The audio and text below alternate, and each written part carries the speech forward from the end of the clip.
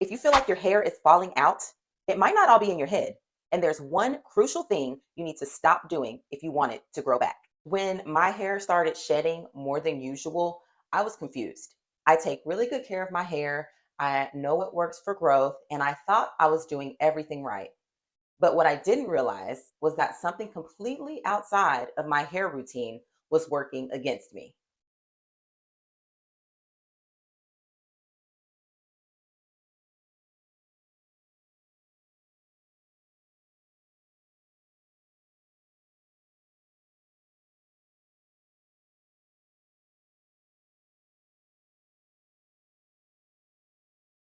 And that thing was stress.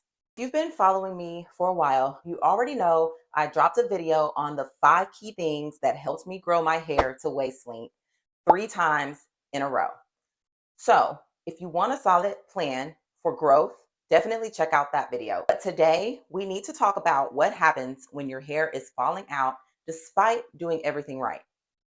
Because, y'all, stress is a silent killer when it comes to hair growth. And if you don't get it under control, no product, no protective style, and no routine is going to fix it. Let's talk about what really happens when stress affects your hair. There's a condition called telogen effluvium, and it happens when your body stays under too much stress for too long. Here's the breakdown. Normally, about 90% of your hair is actively growing, and only a small amount is shedding. But when your body is overwhelmed, whether it's from emotional stress, illness, or even a major life change, it sends signals to pause hair growth and push more strands into the shedding phase. And the worst part, you won't even see the effects until months later, which makes it even harder to pinpoint the exact cause. This is exactly what happened to me, and it took me a minute to realize that my hair loss wasn't just random. It was a result of being stuck in a constant fight or flight mode. The biggest mistake I made, and what so many of us do, is ignoring stress like it's not affecting our hair. For years, I have been navigating a high stress, high conflict situation that has kept my nervous system in constant overdrive. And when stress isn't just a moment, but a lifestyle, your body will literally shut down non essential functions. And for our bodies, that means hair growth is not a priority. So here's how telogen effluvium affects your hair. When you're under stress, high cortisol levels weaken your hair follicles. Blood circulation to your scalp decreases, and more hairs enter the shedding phase too soon. If you're dealing with stress from work, relationships, or just life, and you're brushing it off as if it's just stress, trust me, your hair is already feeling it. Additionally, and aside from stress, there are other things that can contribute to hair loss, such as tight styling, over manipulation, and even color damage.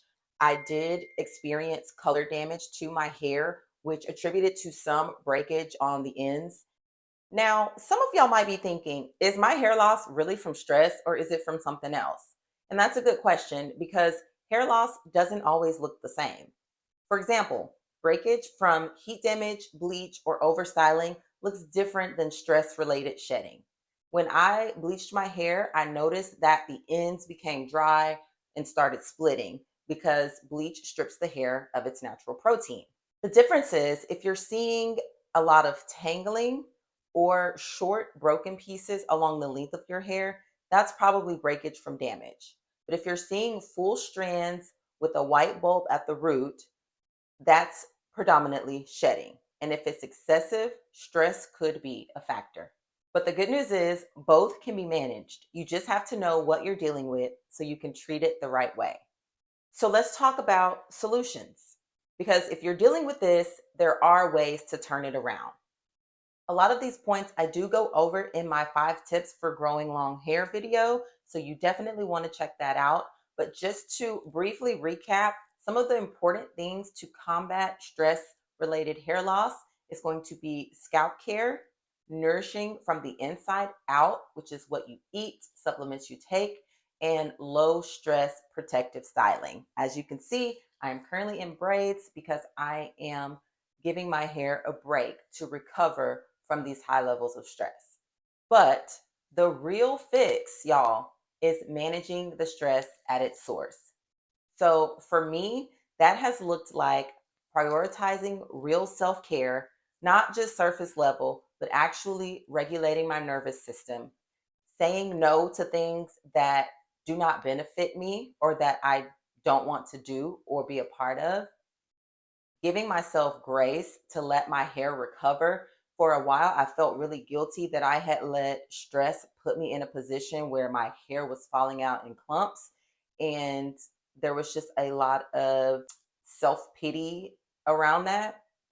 And then also, that has looked like setting boundaries in situations that are draining for me, setting boundaries with people and things that were affecting my mental health, that were causing me stress, letting go of caring about a lot of those situations. So, y'all, I know how frustrating it is to see your hair is not thriving the way you want it to, but I promise you, healing is possible. Your hair will stop shedding, your hair can grow back, you can get back on track, but you've got to start with what's happening internally. So let's talk in the comments. Have you ever dealt with stress related hair loss? What helped you? Let's support each other. And if you found this video helpful, share it with someone who needs to hear it or someone who's going through a hard time. And make sure you check out my video on the 5 key tips for hair growth, because once we stop the shedding, we're going to restart the growth. And I will see y'all in the next video.